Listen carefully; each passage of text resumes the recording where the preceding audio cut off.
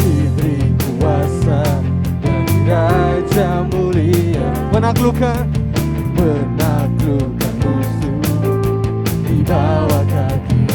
Katakan ku pakai kuasa Raja mulia. Bila Allah ada bersamaku, siapa jadi lawanku? Katakan sungguh besar Kau Tuhanku. Ku berdiri iman dalam Yesus Tuhan, Kau yang memberi kemenangan. Ku bersorak merayak, terpujilah.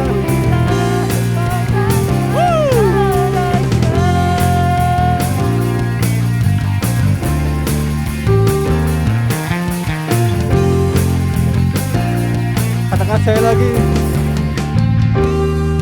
ku diberi kuasa dari Raja mulia, menaklukkan di mana? Di bawah.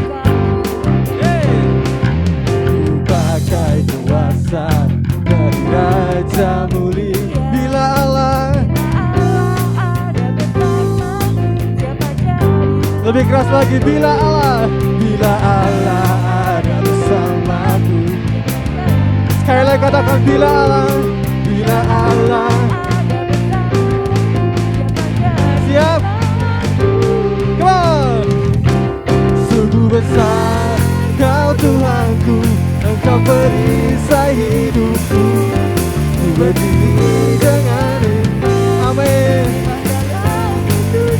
Sebab Kau yang kemenangan. Terpujilah. Katakan sekali lagi, sungguh besar.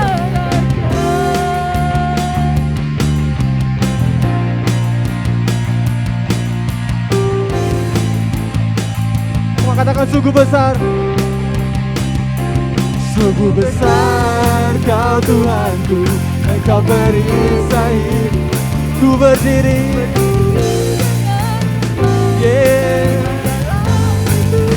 sebab Kau yang kemenangan. Ku bersorak merayakan.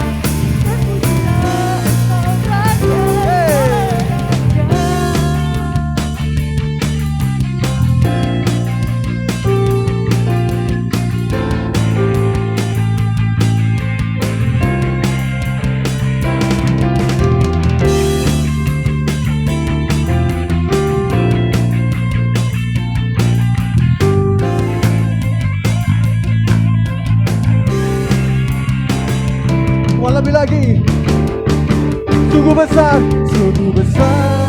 Kau Tuhanku, amin. Dengan imanmu katakan,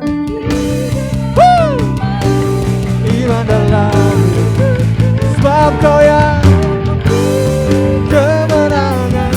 Ku bersorak merayakan. Katakan lebih lagi, sungguh besar. Sungguh besar Kau Tuhanku, Engkau perisai hidupku. Ku berdiri dengan iman. Sebab Kau Tuhan kemenangan. Ku bersorak merayakan. Terpujilah. Katakan terpujilah Kau Tuhan. Terpujilah. Sekali katakan, terpujilah Engkau Raja.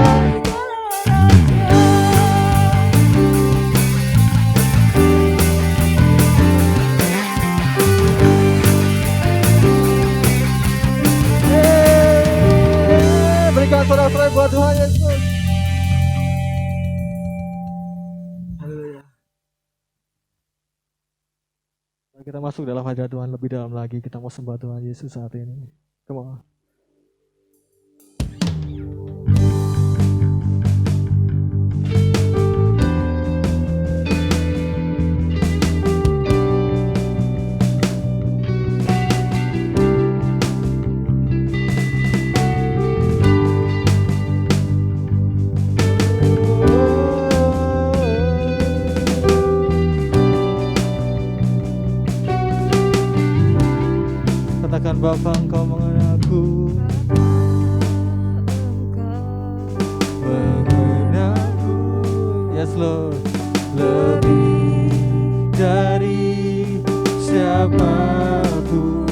tahu.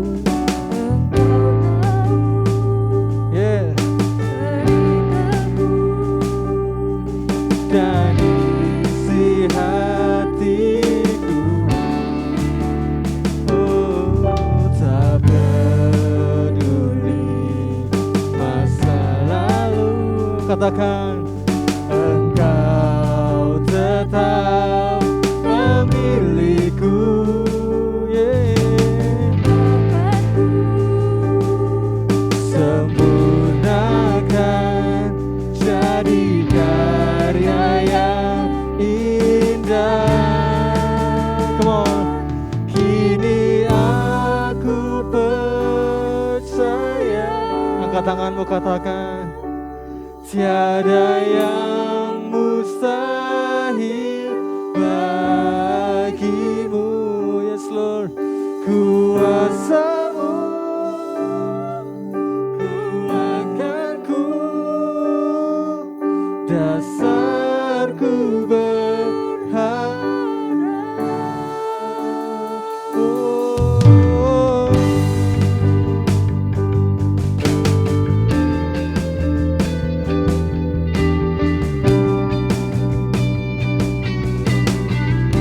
Katakan lagi, tak peduli, tak peduli masa lalu.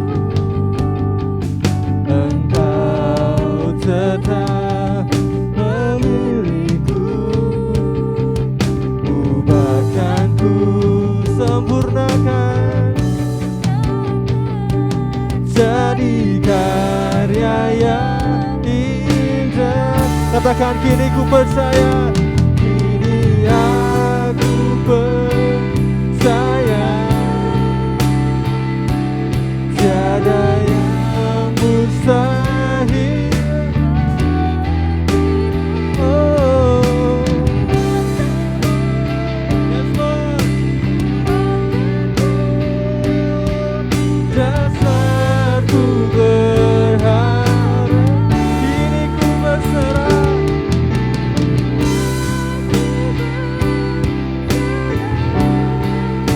Tiada yang mustahil.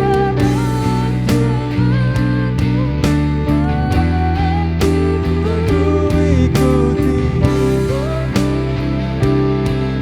panggilan-Mu, bukan setia. Sekali katakan, kini aku percaya.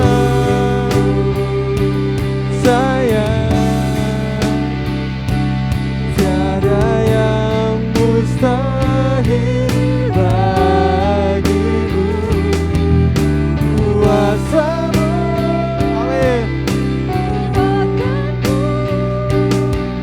dasarku berharap dan ku berserah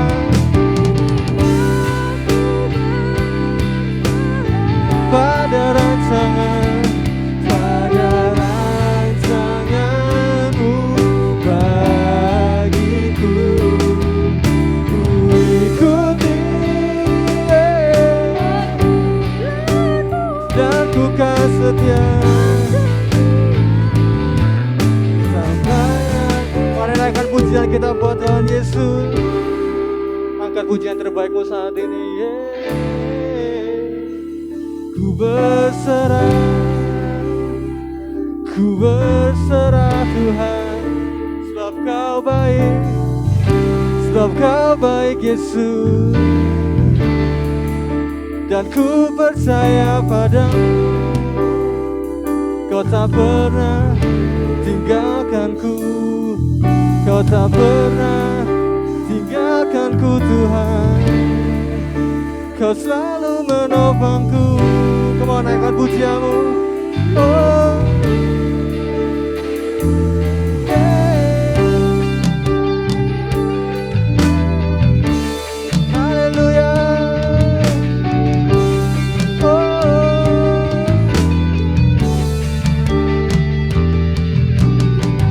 Yesus, Yesus.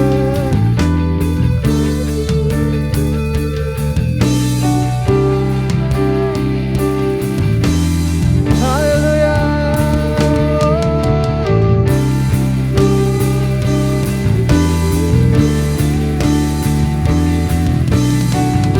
Mari katakan lebih lagi. Dan kini ku percaya, kini aku percaya, tiada yang mustahil bagimu. Kuasamu, yes Lord. Ku berharap dan ku serahkan.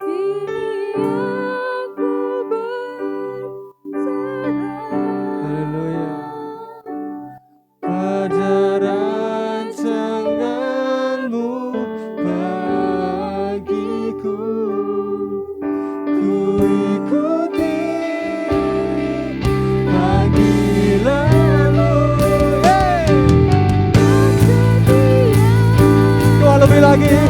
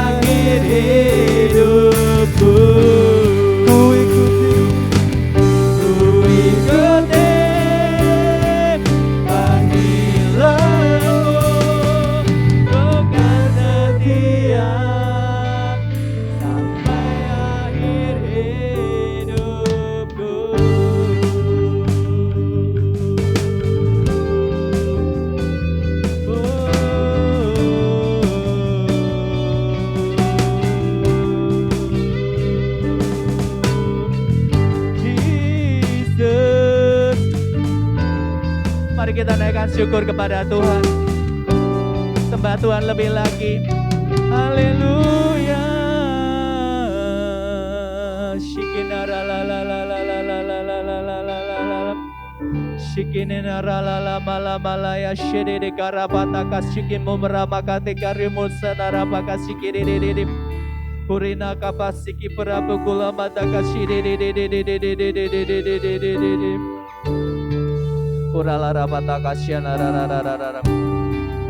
Terima kasih ya Tuhan. Terima kasih untuk setiap rancangan-Mu Tuhan. Rancangan-Mu yang sempurna bagi kami Tuhan. Terima kasih untuk setiap janji-Mu Tuhan. Janji-Mu yang teruji lebih daripada emas, perak, permata. Janji-Mu murni Tuhan. Janji-Mu yang tidak pernah berubah Tuhan. Engkau tidak pernah lalai untuk menepati janji-Mu. Terima kasih untuk setiap pemeliharaan-Mu atas kami Tuhan. Tuhan, apapun yang terjadi dalam hidup kami mau serahkan hidup kami dalam rancangan-Mu Tuhan. Kami percaya rancangan-Mu yang terbaik, rancangan-Mu yang sempurna buat kami Tuhan. Kami mau percaya bahwa tidak ada yang mustahil buat Tuhan. Apapun yang ada menjadi pergumulan kami hari ini, kami percaya kuasa-Mu tidak terbatas Tuhan. Engkau melebihi segala masalah, segala pergumulan hidup kami. Karena Engkau Tuhan yang hidup, Allah kami yang setia. Terima kasih Tuhan Yesus. Terima kasih Tuhan untuk hadirat-Mu. Terima kasih untuk kuasa-Mu. Saat ini kami akan mendengar firman-Mu ya Tuhan. Berbicaralah kepada kami, karena firman-Mu adalah pelita bagi kaki kami dan terang bagi jalan kami. Terima kasih Tuhan. Kami mengucap syukur. Dalam nama Tuhan Yesus kami berdoa. Haleluya. Amin.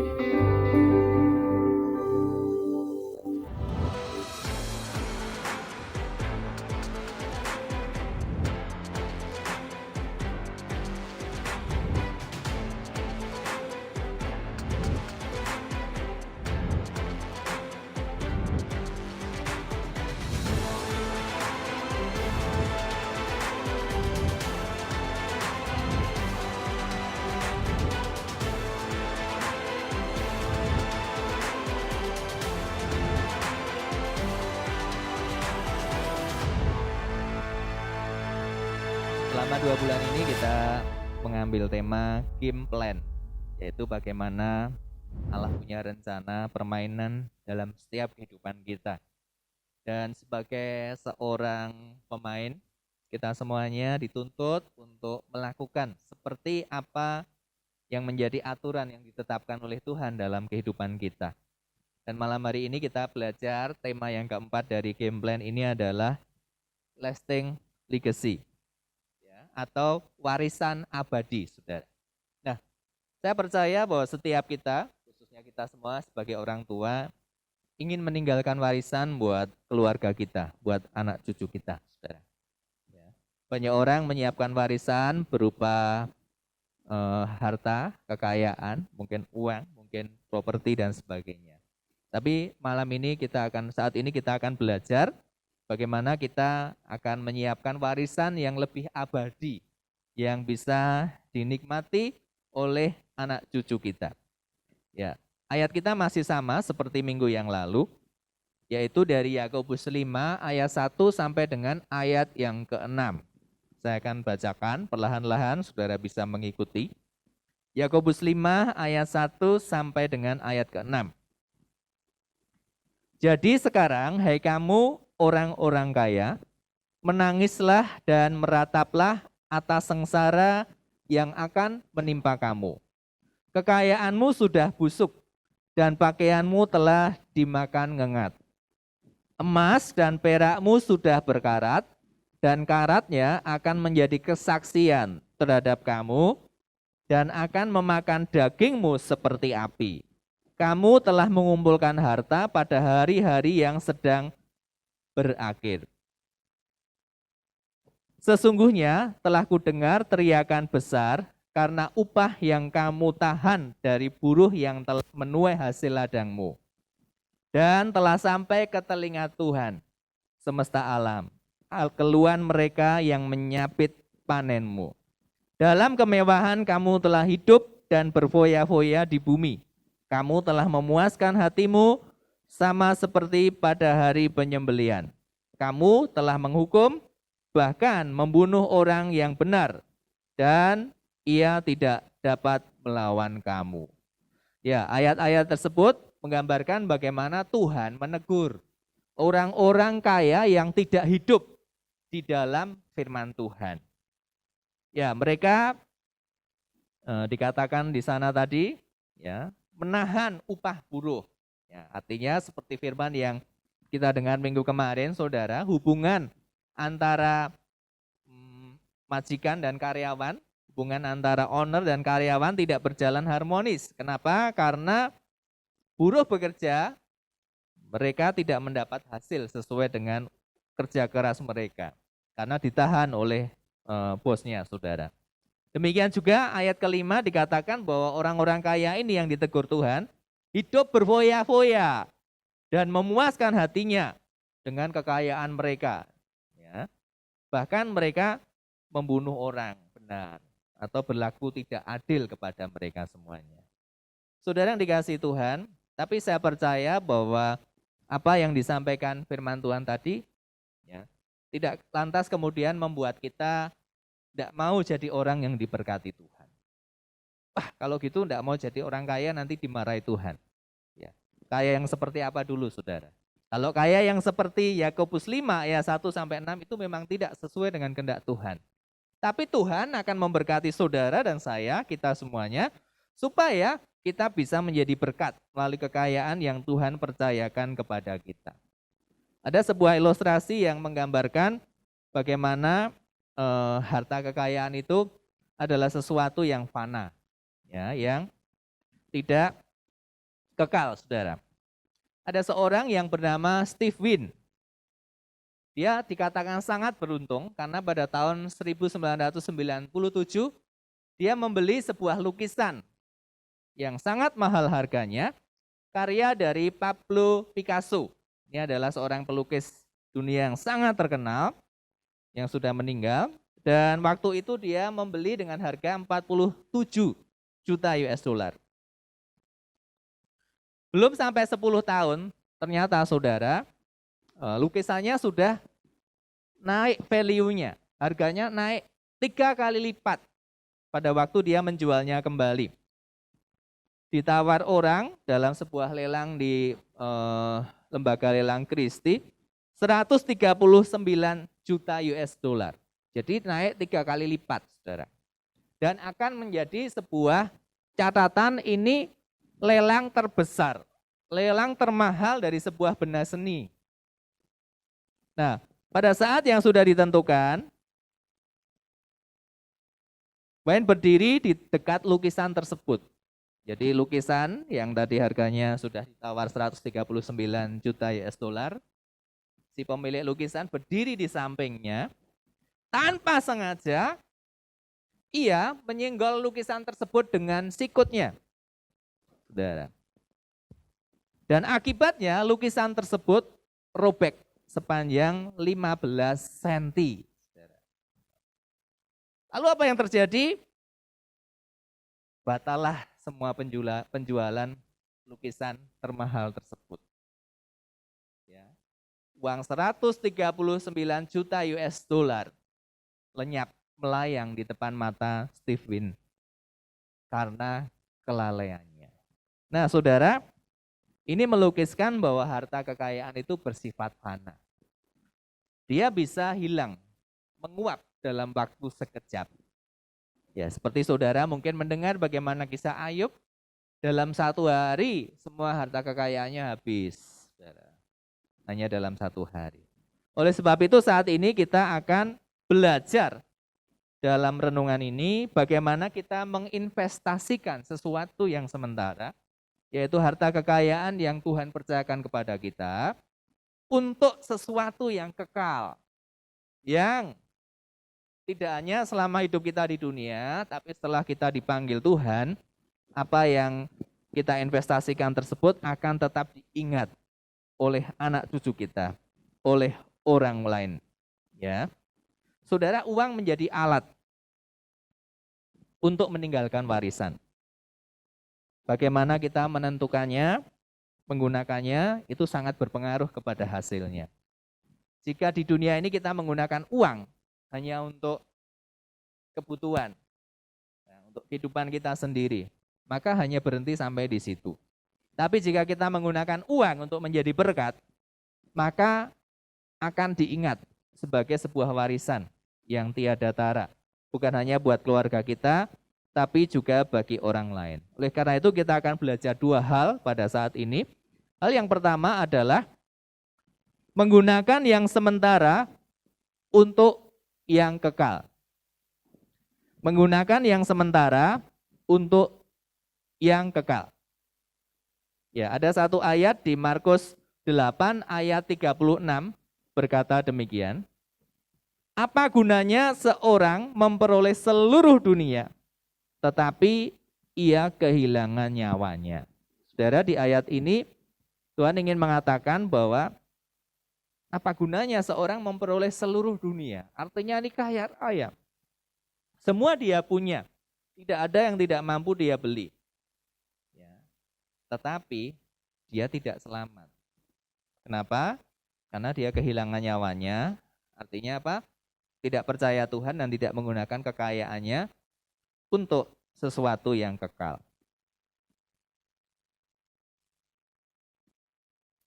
Apa yang kita tinggal dengan uang kita jauh lebih penting daripada uang yang kita tinggalkan.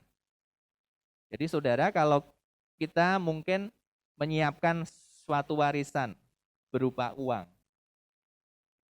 itu jumlahnya terbatas, cepat habis. Ya, apalagi dalam keadaan resesi seperti ini, terjadi inflasi, sehingga terjadi penurunan nilai mata uang. Nah, oleh sebab itu, supaya kita belajar, jangan hanya meninggalkan uang atau harta secara material, saudara. Rick Warren berkata, cara Anda menimbun harta di surga adalah dengan berinvestasi untuk membawa orang ke sana. Nah, ini saudara, ini Rick Warren adalah seorang pemimpin gereja, seorang hamba Tuhan yang luar biasa. Dia memberikan sebuah rahasia. Supaya kita bisa menyiapkan harta di surga, caranya adalah berinvestasi membawa orang ke sana. Banyak hal yang bisa kita lakukan. Bukan saja dengan penginjilan, tetapi dengan memberkati orang. Dengan apa yang Tuhan percayakan kepada kita, sehingga menjadi jalan untuk orang tersebut bisa melihat dan menerima kasih Tuhan dalam kehidupan mereka. Ada sebuah ilustrasi yang membuat saya cukup geli, saudara, karena ini sebetulnya kalau diceritakan bisa lucu. Ya.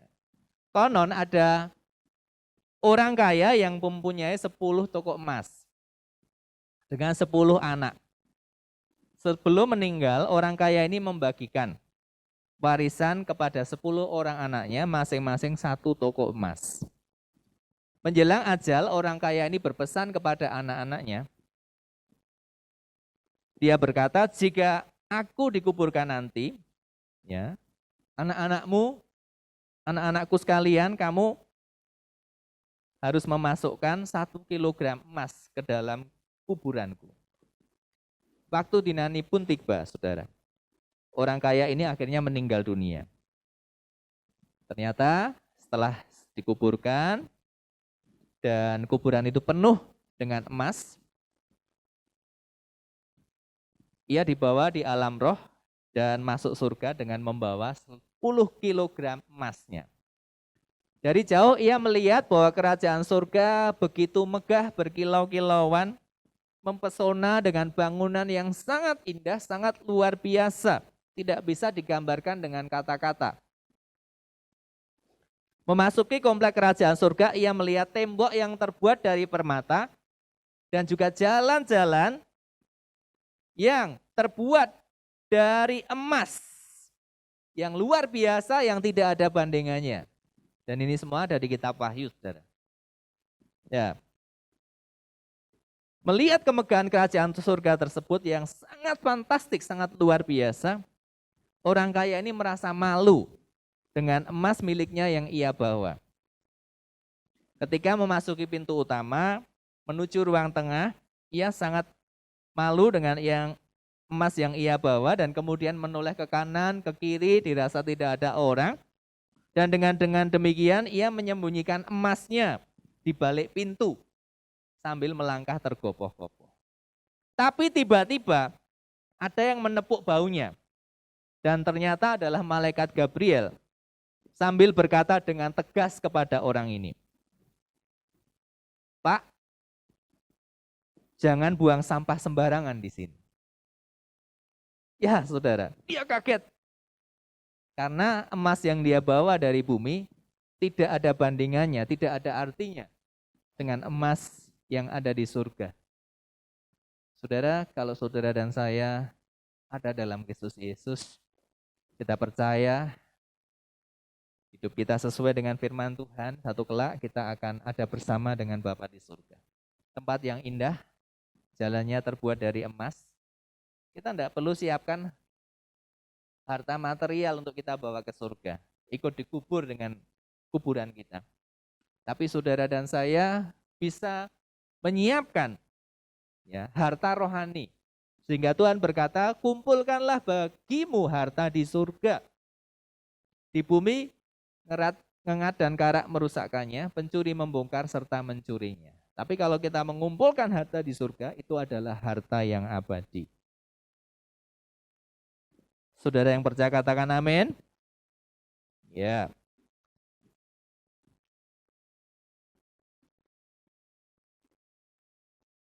John Wesley adalah seorang hamba Tuhan yang sangat luar biasa pada zamannya.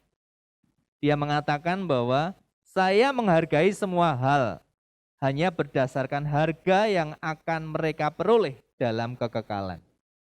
Jadi John Wesley ini menghabiskan semua waktunya untuk mengadakan penginjilan, pengajaran, pemuritan. Dia adalah pendiri gereja Metodis pada zamannya yang sangat luar biasa. Banyak orang diberkati dan banyak hamba-hamba Tuhan muncul dari pemuritan John Wesley ini, saudara.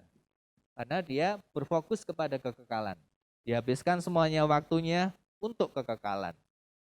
Nah, saudara, seandainya banyak orang Kristen memiliki etos pelayanan, etos kerja seperti John Wesley ini, saya percaya kerajaan Allah, Injil akan mudah diberitakan, ya, karena orang-orang yang berkomitmen untuk melayani dan mengasihi Tuhan.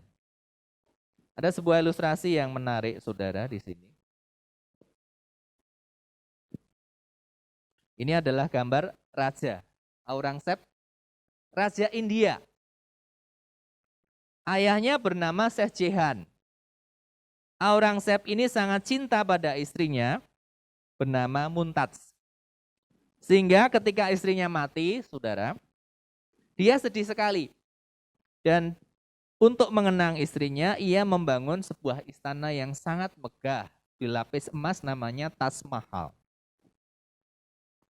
Ayah Aurangzeb ini, saudara, Shah Jahan tadi, adalah raja yang korup. Aurangzeb tidak suka, sehingga dia berontak kepada raja, kepada ayahnya, dan memasukkan ayahnya ke penjara. Penjara ayahnya cuma dikasih satu jendela kecil, supaya ayahnya bisa melihat Taj Mahal. Aurangzeb ini mencoba hidup lurus, saudara. Dia tidak menyimpang ke kanan dan ke kiri, dia tidak memanjakan dirinya, pakaiannya sangat sederhana, tapi untuk rumah-rumah ibadah, dia royal sekali. Satu saat dia pernah berkata, Tuhan, hatiku merindukan Engkau siang dan malam, tapi Engkau tidak pernah kutemukan. Moto hidupnya, untuk rumah Tuhan, berikanlah sebanyak-banyaknya. Untuk hidupku sendiri, sehemat-hematnya. Waktu dia mau mati, dia tulis wasiat. Jangan sampai 1 sen pun diambil dari kerajaan untuk upacara jasadku.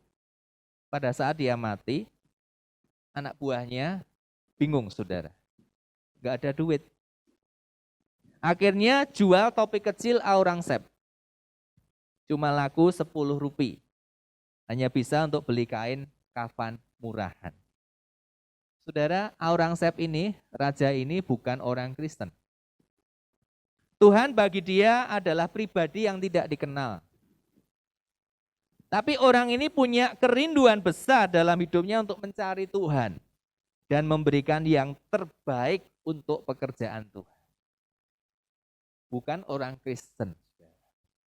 Bayangkan jika orang Kristen memiliki dedikasi hidup seperti Aurangzeb ini.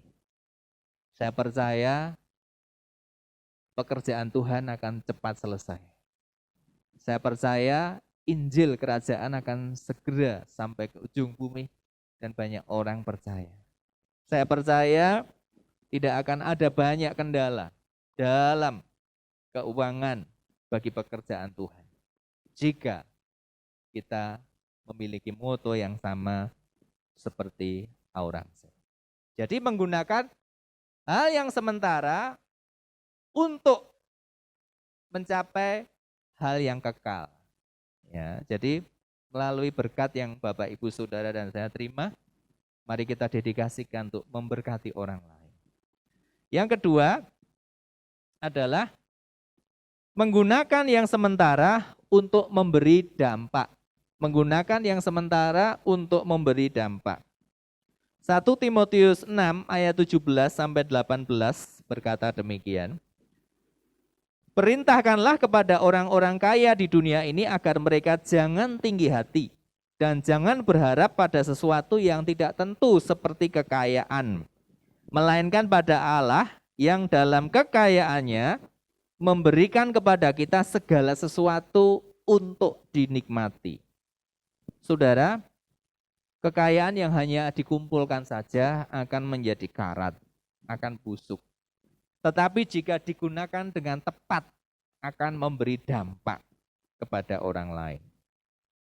Ya, hidup untuk berguna bukan hanya untuk menjadi kaya. Jadi kalau saudara dan saya diberkati, ya, dengan kekayaan, itu bukan hanya untuk kita nikmati sendiri, tetapi berguna buat orang lain, sehingga menjadi lebih berdampak.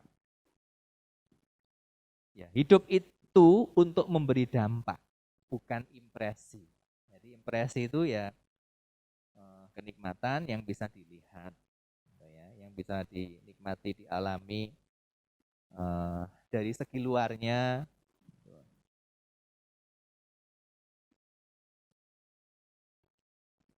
Tuhan memberkati kita untuk menjadi saluran berkat.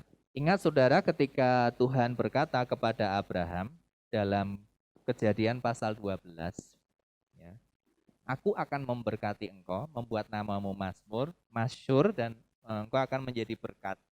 Ya.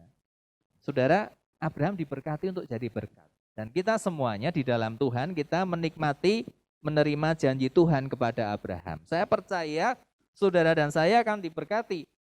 Bukan hanya untuk kita nikmati sendiri, tapi untuk memberi dampak kepada orang lain.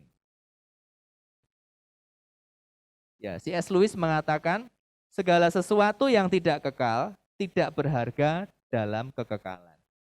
Jadi seperti ilustrasi orang yang meninggal dengan membawa emas 10 kilo tadi, ya, emas tidak kekal, uang tidak kekal, tidak berharga di surga. Yang lebih berharga apa? Jiwa-jiwa. Yang lebih berharga apa saudara? Buah-buah pertobatan saudara dan saya. Buah-buah pelayanan kita. Hal-hal rohani itu lebih berharga di dalam kerajaan surga. Sebab itu saudara, dimanapun kita berada, mari kita memikirkan, mari kita merindukan, supaya melalui apa yang sementara ada pada kita ini, bisa dipakai untuk memberi dampak kepada orang lain. Sehingga ketika kita mungkin nanti sudah dipanggil Tuhan, kita akan meninggalkan sebuah legacy, sebuah warisan yang akan diingat oleh anak cucu kita, yang akan diingat oleh orang lain. Ada sebuah renungan harian, ya kalau di Amerika, itu bukunya juga diterjemahkan dalam bahasa Indonesia, Chicken Soup for the Christian Soul. Ya. Renungan harian ini mengisahkan ada seorang perempuan, seorang ibu bernama Rebecca. Rebecca ini, saudara, menderita kanker payudara di umur 32 tahun. Rebecca mempunyai 3 orang anak yang usianya 6 tahun, 4 tahun, dan 2 tahun. Putri semua, saudara. Selama 18 bulan, 1,5 tahun, ia menjalani kemoterapi di kamarnya, di rumah sakit, kamar rumah sakitnya yang dia dirawat di situ, saudara, penuh dengan kertas dan kaset. Ia mengerjakan rekaman untuk anak-anaknya yang dapat digunakan kelak untuk menghadapi peristiwa-peristiwa yang penting dalam hidup anak-anaknya. Beberapa judul diantaranya adalah hari pertama masuk sekolah, Becoming Sweet, ya, 17 itu ya. Terus kemudian pacaran pertama, ciuman pertama, dan masih banyak lagi. Satu hari ia mengerjakan rekamannya. Setiap hari ketika semakin lemah, dalam rekamannya ia menjelaskan bahwa ia akan pergi dan tinggal dengan Bapa di surga. Dan Allah akan menolong anak-anaknya, ya, supaya tetap kuat. Ia pergi kepada Bapa untuk menyiapkan rumah, membantu Bapa untuk menyiapkan rumah bagi anak-anaknya nanti. Satu ketika Rebecca ini menelpon perawat, saudara, untuk membawakan 1 kaset kosong lagi. Dan dia berkata, ini adalah kaset yang paling penting. Dia mulai merekam. Dia berkata demikian, Ruth, Hana, dan Molly, 3 anaknya ini.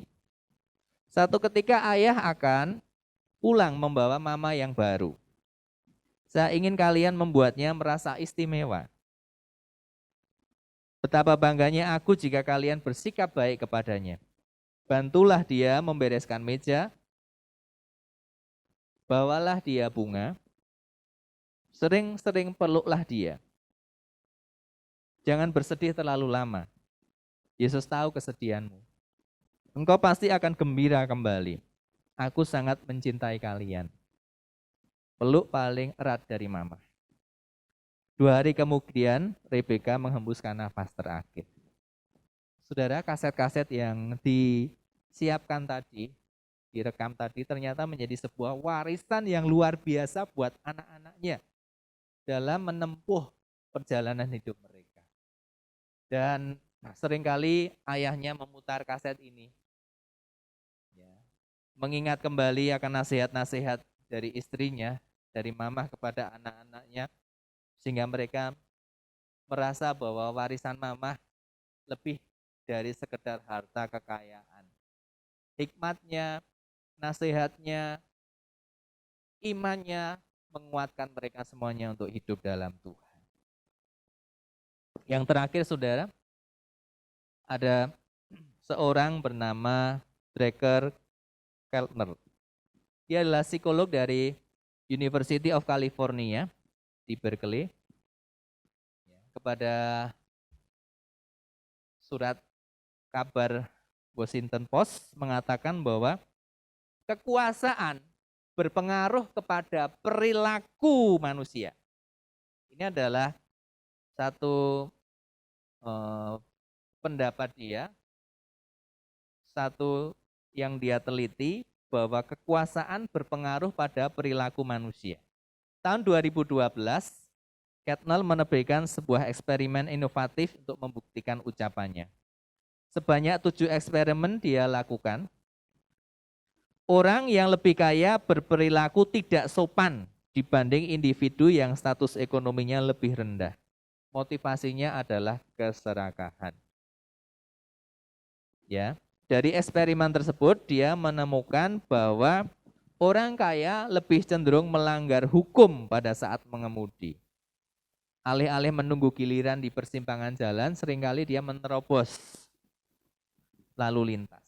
Bahkan dia sendiri mencoba ketika dia berjalan kaki, ya kalau di luar negeri itu saudara, sangat menghargai pejalan kaki. Kalau ada pejalan kaki lewat, mobil itu berhenti. Nah, dia membuat eksperimen. Ketika dia berjalan kaki, mobil-mobil yang bagus, keluaran Mercedes-Benz seri terbaru, saudara, banyak yang tidak mau berhenti. Bahkan mereka tancap gas, sekalipun bertatapan dengan para pejalan kaki. Tapi sebaliknya mobil-mobil Honda yang usang, yang sudah tua, saudara, punya orang yang biasa, saudara, berhenti dan menghargai pejalan kaki. Dia mengatakan bahwa ada sesuatu tentang kekayaan dan hak istimewa yang membuat Anda merasa seperti berada di atas hukum dan memungkinkan memperlakukan orang lain seperti mereka tidak ada. Saudara, oleh sebab itu tadi dalam kitab Yakobus dikatakan bahwa ya, kamu menghukum, ya, bahkan membunuh orang biasa, ya, orang-orang kecil, mereka diperlakukan dengan tidak adil. Ini terjadi karena orang kaya yang tidak berjalan di dalam firman Tuhan. Jadi sebuah peringatan buat saudara dan saya, kalau suatu saat nanti saudara dan saya diberkati, lebih lagi, jangan lupakan hal ini. Jangan kita menjadi sombong, menjadi lupa Tuhan, dan kemudian lupa juga tidak menghormati orang lain.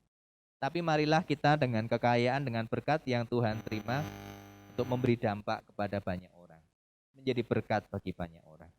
Biarlah renungan ini mengingatkan saudara dan saya. Satu, mari kita gunakan hal yang sementara untuk sesuatu yang kekal di surga. Yang kedua, mari gunakan hal yang sementara untuk memberi dampak. Apa yang Tuhan percayakan kepada kita, berkat yang Tuhan percayakan kepada kita kelola sehingga berdampak untuk kebaikan orang lain. Bukan saja keluarga kita, tapi juga orang-orang di sekitar kita. Mari kita berdoa. Kita siapkan hati kita.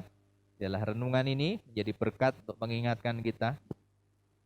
Kekayaan bukan hal yang fana. Kekayaan adalah hal yang fana, tetapi Tuhan mau dengan kefanaan ini, dengan kesementaraan ini, kita akan menyiapkan untuk hal-hal yang lebih kekal, hal-hal yang bernilai abadi, dan memberi dampak kepada banyak orang. Mari kita berdoa. Haleluya. Terima kasih Tuhan. Terima kasih Tuhan Yesus. Kini aku percaya tiada yang mustahil bagimu. Kuasa-Mu kuatkanku, dasarku berharap. Kini aku berserah pada rancangan-Mu bagiku. Ku ikuti panggilan-Mu, ku kan setia sampai akhir hidupku. Kini aku percaya tiada yang mustahil Tuhan, tiada yang mustahil bagimu. Kuasa-Mu kuatkanku, dasarku berharap. Kini aku berserah pada rancangan-Mu bagiku. Ku ikuti panggilan-Mu, ku kan setia sampai akhir hidupku. Tuhan, terima kasih untuk firman-Mu saat ini ya Tuhan. Kau berbicara kepada kami bahwa kekayaan adalah hal yang sementara, tetapi Tuhan bisa pakai untuk sesuatu yang kekal Tuhan. Oleh sebab itu, jadikanlah kami menjadi orang-orang yang tidak mencintai kekayaan lebih daripada mencintai Tuhan. Karena Engkaulah sumber kehidupan kami ya Tuhan. Kami berdoa biarlah kami menggunakan segala sesuatu yang Tuhan percayakan kepada kami untuk memberi dampak, untuk memberkati orang lain Tuhan. Jadikanlah kami menjadi saluran berkat-Mu. Jadikanlah kami membawa pembawa terang-Mu Tuhan. Menjadi pembawa terang-Mu di tengah-tengah dunia yang gelap ini. Kami berdoa untuk setiap umat-Mu Tuhan, setiap kami yang mendengar firman dimanapun kami berada. Tuhan, tentu kami rindu untuk diberkati oleh Tuhan. Kau tahu keadaan kami masing-masing Tuhan. Tapi dengan kerinduan kami ini, kami mau Tuhan bahwa ketika kami diberkati, berkat itu bukan kami nikmati untuk diri kami sendiri, tapi kami menjadi saluran berkat sehingga orang lain juga menikmati berkat Tuhan, sehingga akan memberi dampak. Dan ini semua akan menjadi sebuah warisan Tuhan, lebih daripada uang itu sendiri. Dengan kebaikan, dengan dampak yang kami bisa berikan, akan diingat oleh anak cucu kami, akan menjadi sebuah teladan, akan menjadi sebuah panutan bagi keluarga maupun bagi banyak orang, sehingga nama Tuhan dipermuliakan. Kami berdoa untuk setiap jemaat-Mu Tuhan, ketika mereka mengalami pergumulan, biarlah mereka tetap kuat di dalam Tuhan. Yang mengalami masalah dalam keluarga, Tuhan Kau yang akan campur tangan, karena Engkau adalah Tuhan dalam keluarga mereka. Tuhan berkati, Tuhan pulihkan.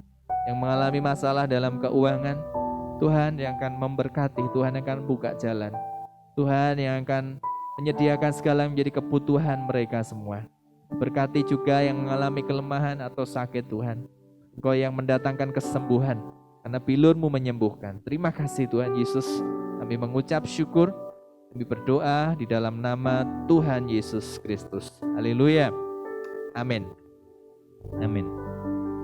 Ya Bapak Ibu saudara dikasihi Tuhan, tiba saatnya kita untuk mengucap syukur. Dan kita akan membawa persembahan kita pada Tuhan. Kita akan berdoa, masukkan persembahan kita di amplop-amplop yang sudah tersedia. Bagi Bapak Ibu yang mengikuti ibadah secara online, silahkan juga bisa melakukan persembahan secara online. Mari kita akan berdoa. Bapa di dalam surga, kami bersyukur untuk kasih dan kemurahan-Mu. Engkau telah memberkati kami.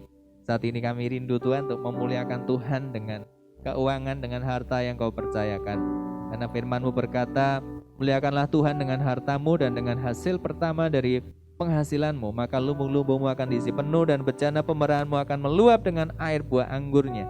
Berkati setiap keluarga, berkati setiap anak-anak yang studi, berkati segala usaha pekerjaan mereka, berkati segala kebutuhan mereka, supaya kami bisa memberi untuk kemuliaan Tuhan. Kami serahkan baik persembahan syukur, persepuluhan, maupun juga persembahan untuk pekerjaan rumah Tuhan. Kami percaya ya Tuhan, apa yang kami investasikan di dalam kerajaan Allah tidak akan pernah sia-sia. Terima kasih Tuhan Yesus, kami mengucap syukur. Dalam nama Tuhan Yesus kami berdoa. Amin. Haleluya. Tiba kita waktunya untuk mengakhiri ibadah kita. Saya undang semua bisa bangkit berdiri.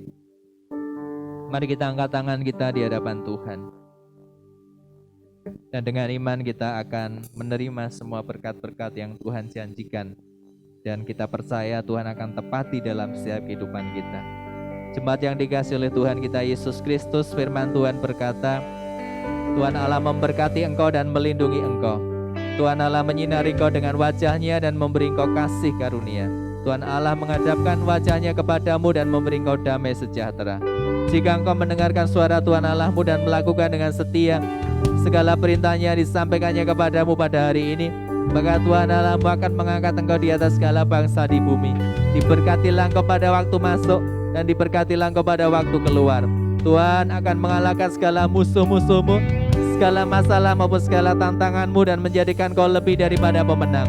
Tuhan memberkati lumbung-lumbungmu. Tuhan memberkati segala usaha dan pekerjaanmu. Tuhan memberkati studi dan juga masa depanmu. Tuhan Allah jadikan kau menjadi kepala dan bukan jadi ekor. Engkau akan tetap naik dan bukan turun. Diberkatilah keluargamu serta hubunganmu dengan mereka.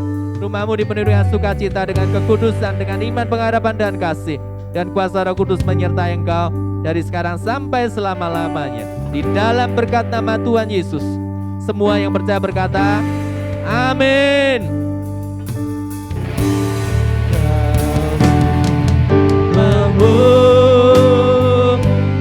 Jika besaranmu,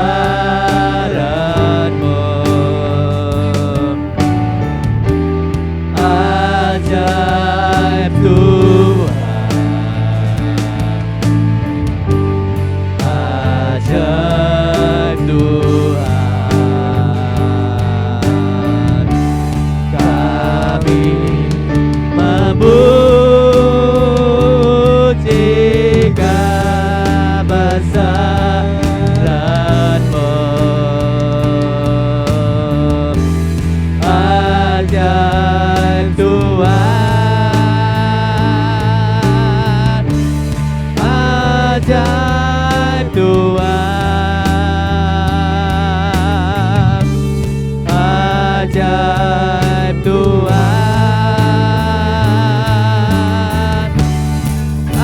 ajaib Tuhan.